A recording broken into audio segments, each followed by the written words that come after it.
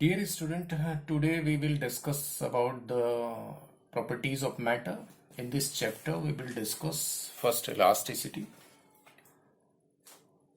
When we applied an external force on a body, there will be two effects of that external force. The body will get deformed and an internal restoring force developed in the body. Sometimes body regain its original shape and size after the removal of external force, but sometimes it permanently deformed. It will depend on the magnitude of the force. In this chapter, first we will discuss elasticity. Elasticity is the property of the material of the body due to which it regains its original shape and size after the removal of external force. External force meaning deforming force. Deforming जो हमने apply किया जिससे हम body को deform कर रहे हैं. Clear? So, what is elasticity? Elasticity is the property. It is the property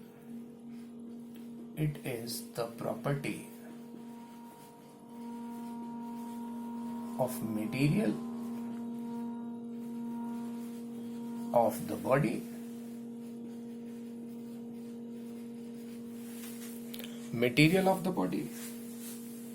due to which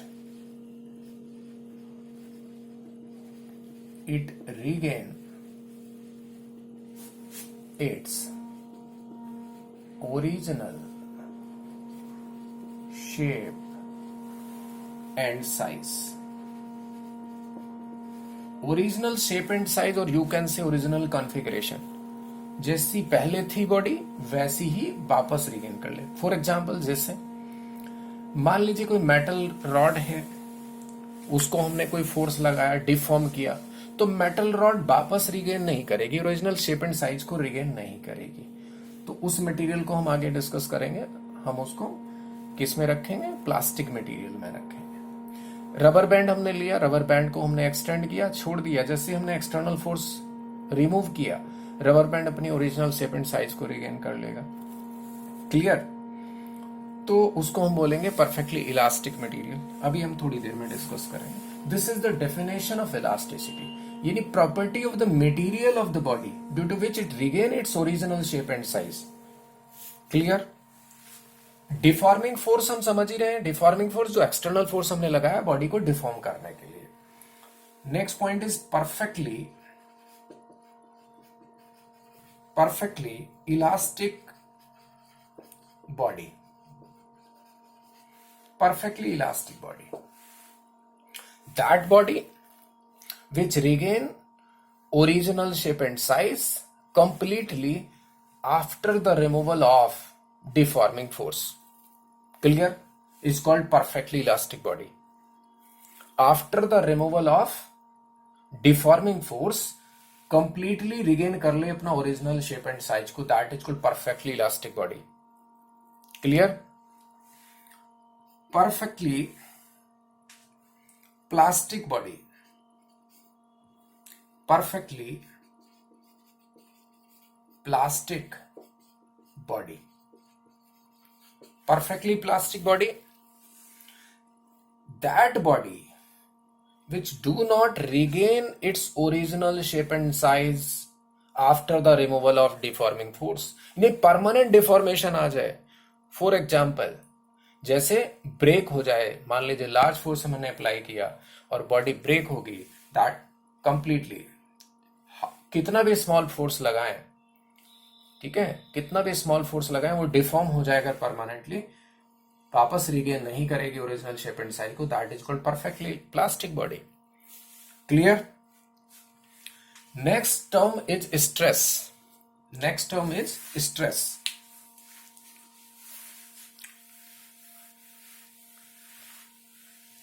Stress.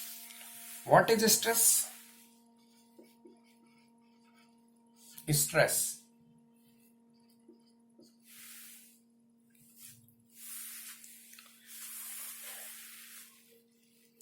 Restoring force एक डेवलप हो रहा था जब हमने एक्सटर्नल फोर्स लगाया था बॉडी के अंदर, बॉडी पर एक्सटर्नल फोर्स अप्लाई किया था। तो लेट से अगर बॉडी पर हमने कोई एक्सटर्नल फोर्स अप्लाई किया, बॉडी को मान लीजिए हम एक्सटेंड करना चाह रहे हैं एक्सटर्नल फोर्स, तो बॉडी के अंदर एक इंटरनल रीस्टोरिंग फोर्स डेवलप होगा, ठीक, जो इसको ओरिजिनल अपनी पोजीशन में लाना चाहेगा। If that internal restoring force, that restoring internal force per unit area of cross section या पर यूनिट सरफेस एरिया, ठीक है, इज कॉल्ड स्ट्रेस। क्लियर? यानी restoring force per unit area, restoring force per unit area is called stress. Restoring force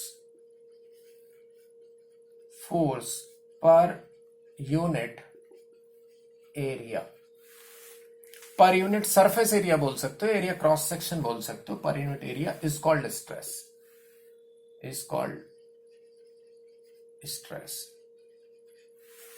ठीक है, तो stress is equal to restoring force upon surface area. Clear? Stress दो type का होगा। यहां पर stress की अगर बात करें, स्ट्रेस दो टाइप का होगा। नंबर 1 हम बात करेंगे नॉर्मल स्ट्रेस, नॉर्मल स्ट्रेस, और नॉर्मल को हम लॉन्गिट्यूडनल भी बोल देते हैं, और लॉन्गिट्यूडनल।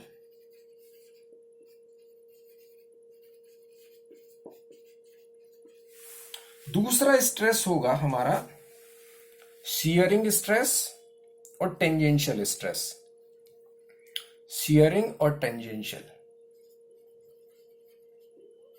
शियरिंग स्ट्रेस और टेंजेंशियल स्ट्रेस।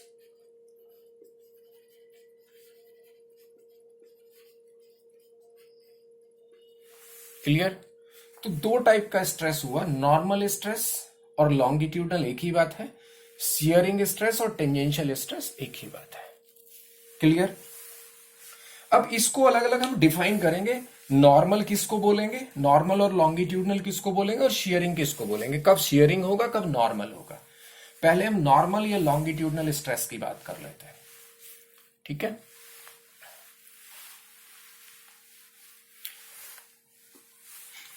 हम बात कर रहे हैं नॉर्मल स्ट्रेस और लॉन्गिट्यूडनल स्ट्रेस की। नॉर्मल स्ट्रेस और लॉन्गिट्यूडनल, जो हमने लिखा है यहां पर लॉन्गिट्यूडनल, अभी समझ आ जाएगा क्यों इसको हम बोल रहे हैं लॉन्गिट्यूडनल स्ट्रेस। ये कब होगा, नॉर्मल स्ट्रेस और लॉन्गिट्यूडनल स्ट्रेस किसको बोलेंगे? इफ रीस्टोरिंग फोर्स, अब बार बार ये रीस्टोरिंग आ रहा है, रीस्टोरिंग का मतलब जो वापस अंदर बॉडी के अंदर डेवलप हुआ था, जो रिगेन करा रहा है उसके ओरिजिनल शेप एंड साइज को, that is called restoring force. ठीक है, और ये एक्सटर्नल के इक्वल एंड अपोजिट होगा, उसी अमाउंट का होगा, उतने मैग्नीट्यूड का होगा। Restoring force is perpendicular to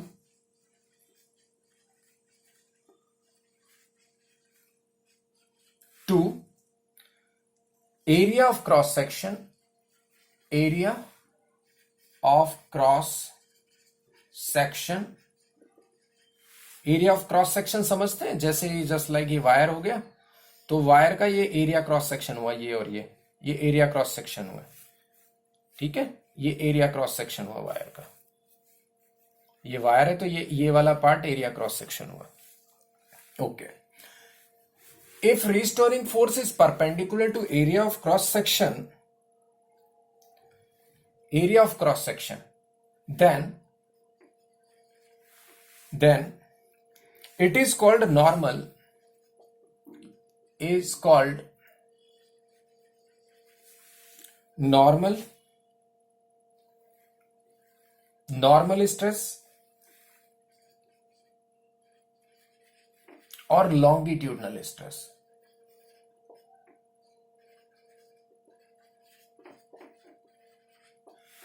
perpendicular to होगा perpendicular to area cross section per unit area, समझ गया ना, होगा तो पर यूनिट एरिया ही, बट नॉर्मल टू द यानी perpendicular to the area of cross section होगा, तो उसको longitudinal stress is called, sorry normal stress या नॉर्मल मिसिंग हो गया, नॉर्मल स्ट्रेस और longitudinal stress. Clear. Next point is हमने कहा शियरिंग स्ट्रेस और tangential stress.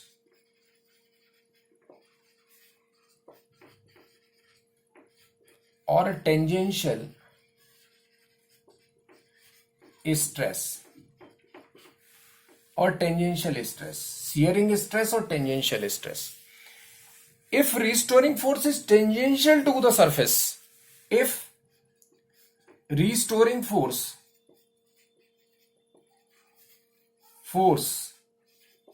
is tangential to the, यानी टेंजेंट के अलोंग लग रहा है, टेंजेंशियल टू द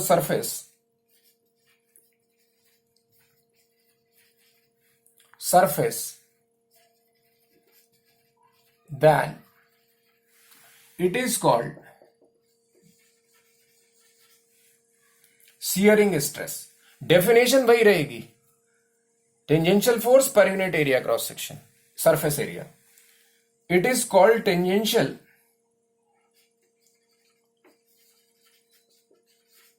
और शियरिंग स्ट्रेस। तो ये अलग अलग नेम से हम बोल रहे हैं, जैसे नॉर्मल स्ट्रेस लॉन्गिट्यूडनल स्ट्रेस एक ही बात है, शियरिंग स्ट्रेस टेंजेंशियल स्ट्रेस एक ही बात है। क्लियर।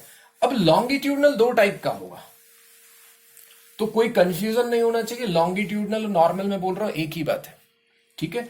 अब ये लॉन्गिट्यूडनल नॉर्मल भी दो अलग अलग टाइप से होगा, कैसे होगा देखते हैं, इसको देखते हैं अभी। अब ये लॉन्गिट्यूडनल स्ट्रेस दो टाइप का होगा, लॉन्गिट्यूडनल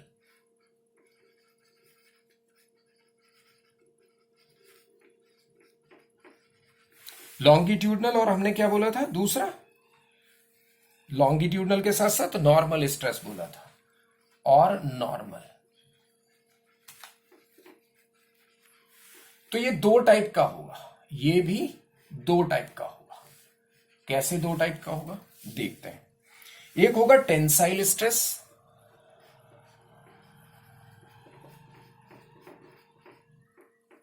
टेंसाइल स्ट्रेस, ठीक है। दूसरा होगा हमारा कंप्रेसिव,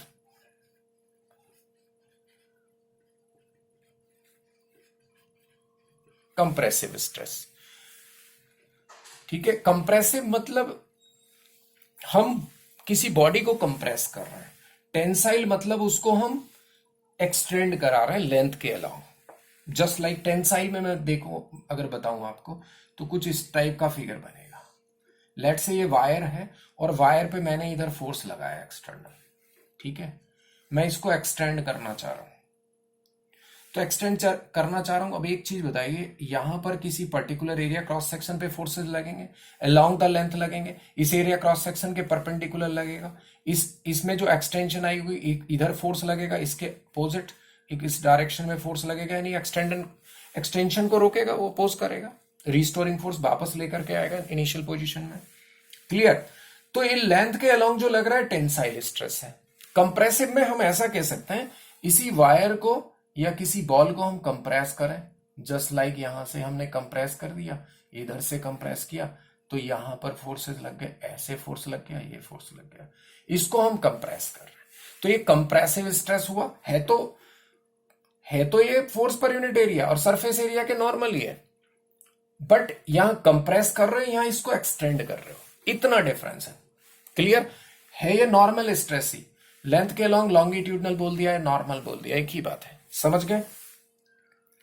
नेक्स्ट टर्म इज ये हुआ हमारा stress. Next term is strain. Strain strain जब हम एक्सटर्नल फोर्स किसी बॉडी पर अप्लाई करेंगे तो बॉडी की कॉन्फ़िगरेशन चेंज होगी।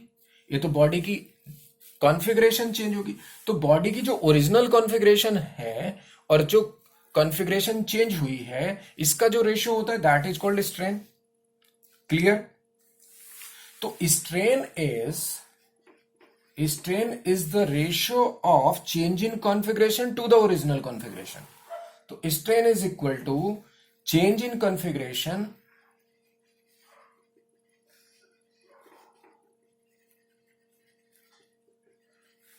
to the original configuration.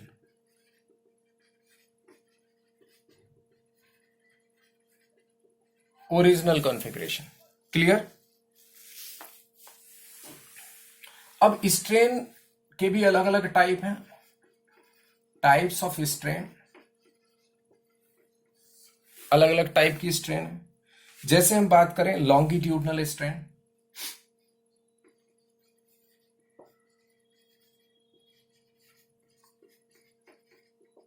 Longitudinal strain अगर डिफॉर्मिंग फोर्स हमें लेंथ में चेंज देगा, ठीक है, deforming force produces a change in the length of the body. Change in the length. Strain produces in the body is called longitudinal strain. In length के along strain आ रही है। Clear? If deforming force, लिखेंगे यहां पर, if deforming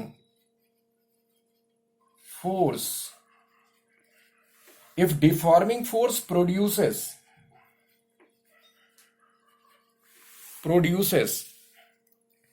a change in length,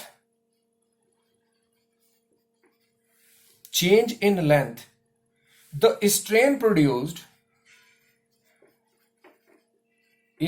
produced in the body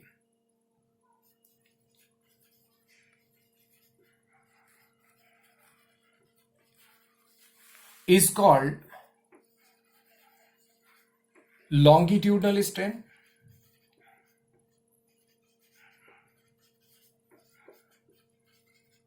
उसको हम क्या बोलेंगे? लॉन्गिट्यूडनल स्ट्रेन बोलेंगे।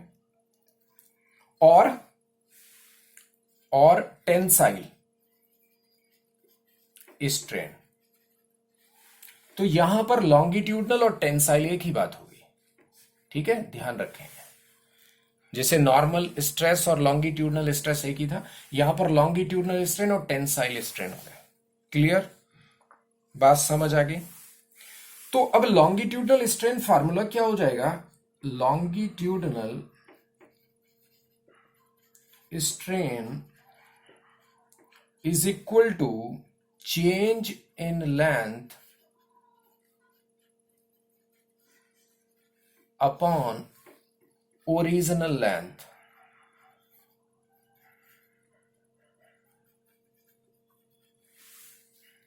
Let's say change in length is delta L, original length is L. Clear? Let's say original length is L and change in length is delta L. So delta L by L is the longitudinal or tensile strain. Longitudinal strain और tensile strain एक ही बात है। Clear?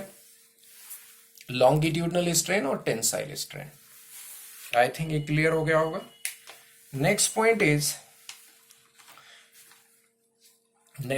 Is shearing strain. रब कर देते हैं इसको। Shearing strain, shearing strain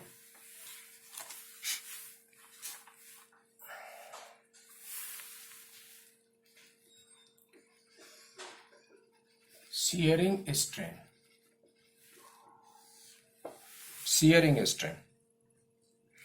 If deforming force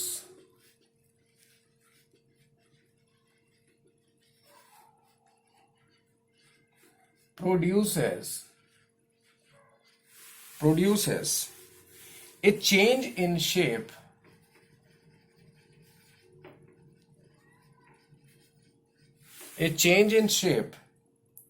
without changing its volume.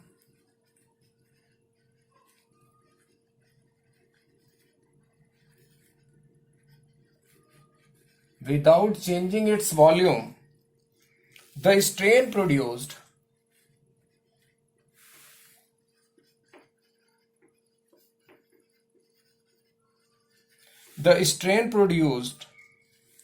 is called shearing strain. उसको क्या बोलेंगे हम? shearing strain बोलेंगे.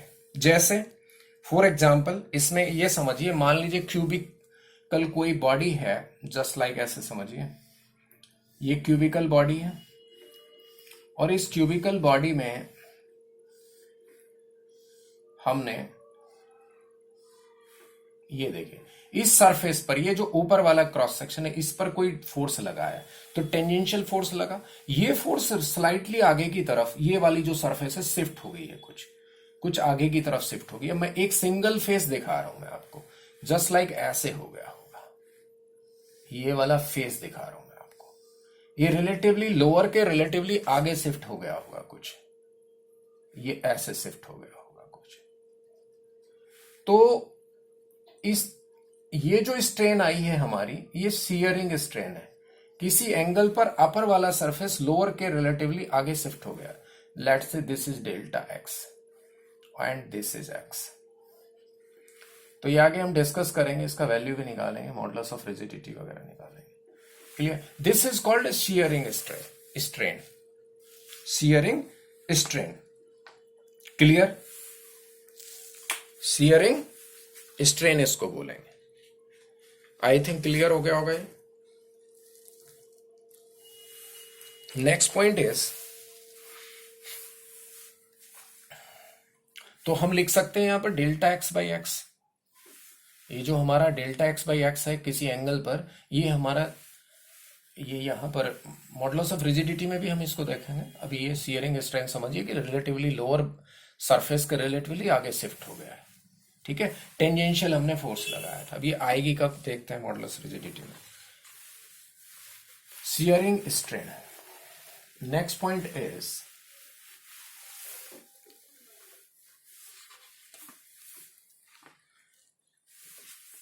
Volumetric strain.